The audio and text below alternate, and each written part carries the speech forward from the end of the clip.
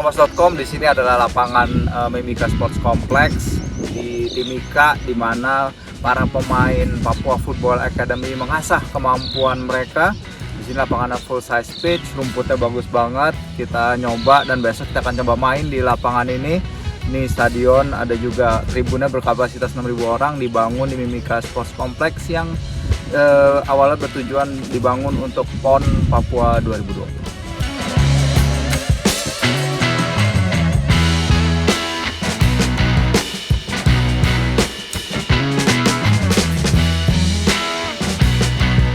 Sekarang ini lagi di ruangan fisioterapi di Papua Football Academy. Nah, di sini nanti kita akan lihat videonya. Mereka punya alat yang bisa mengecek body mass index yang sangat advance sekali. Jadi bisa kelihatan body mass para pemain berdasarkan dari tinggi dan berat mereka, dan ini melakukan analisisnya berdasarkan in body. Di sana bisa ketahuan skornya, bisa ketahuan cara merawat berat mereka idealnya seperti apa, apakah mereka obesity, apakah mereka underweight, itu bisa dilakukan. Dan di sini juga ada kayak calorie expenditure untuk exercise, itu apa aja bisa dilakukan, dan juga berapa jumlah kalori asupan yang idealnya mereka makan tiap harinya. Jadi semuanya lengkap pada di kertas ini, setiap anak mendapatkannya secara rutin, secara berkala, agar pengembangan mereka di Papua Football Academy ini bisa terpantau.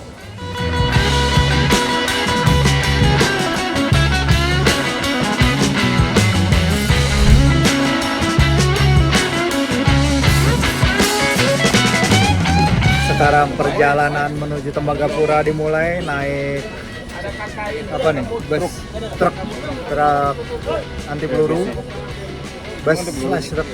Iya katanya. Maaf, kita juga nggak yakin. Tapi pengalaman baru juga buat kita, dan kayaknya seru banget.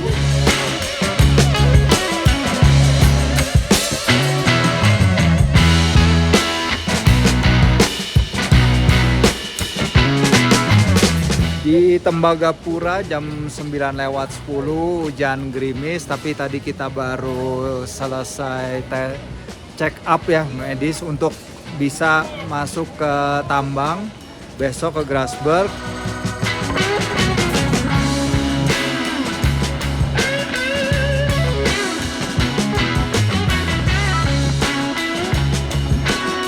Oke, jadi ini adalah joint training antara Papua Football Academy dengan Wonzangkam International School yang ada di Tembagapura. Wonzangkam International School adalah sekolah internasional dari para karyawan yang berada di luar negeri, karyawan ekspatnya Freeport gitu.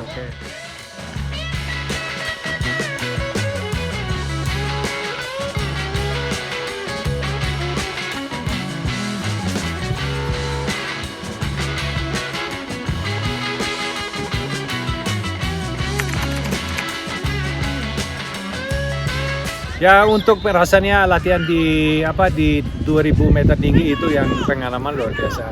Selain ini kita juga punya pengalaman baru, lapangan beda, surrounding bedanya, cuacanya beda, itu semua pengalaman. Setiap kali sedikit 1% jadi baik untuk anaknya. Tapi tujuan di sini kita latihan bersama dengan sekolah-sekolah lokal di sini.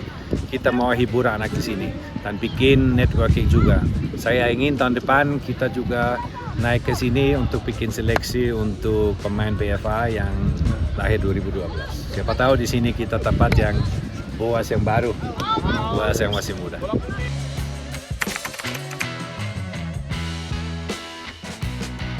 Ya, saya mau anak ekspresi kita harus disiplin seperti orang Jerman, punya filosofi, punya dasar ada, tapi harus ada ruangan untuk ekspresi diri untuk pemainnya. Soalnya pemain 10 tahun di depan itu akan harus bisa keluar dari tekanan.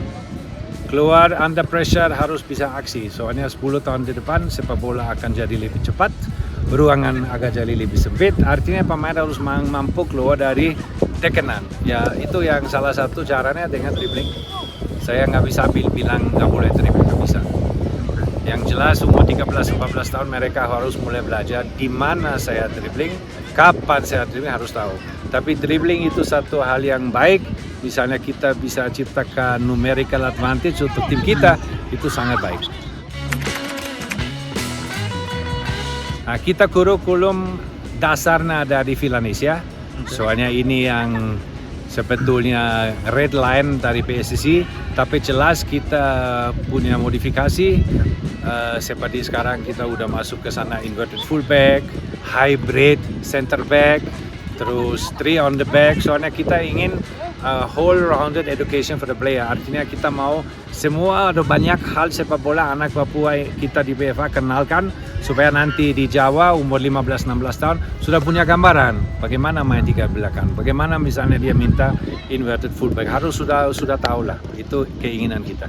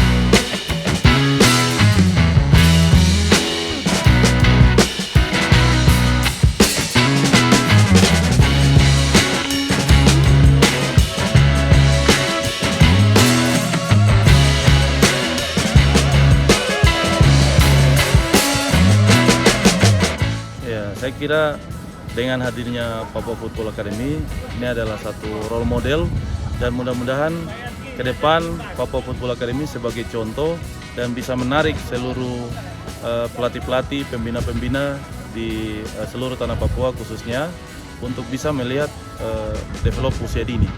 Kenapa? Karena kalau kita tidak bisa memulai dari usia dini, usia SSB, itu sangat membuat kita untuk kesulitan. Tetapi kalau dasarnya udah bagus, akan mempersulit kita untuk memilih pemain-pemain mana nih yang bagus. Gitu. Jadi banyak persaingan gitu. Ya, otomatis ke depan di Papua sendiri akan banyak mendapatkan pemain-pemain berkualitas dan juga punya talenta yang bukan dalam jangka pendek tapi jangka panjang, 5-10 tahun ke depan.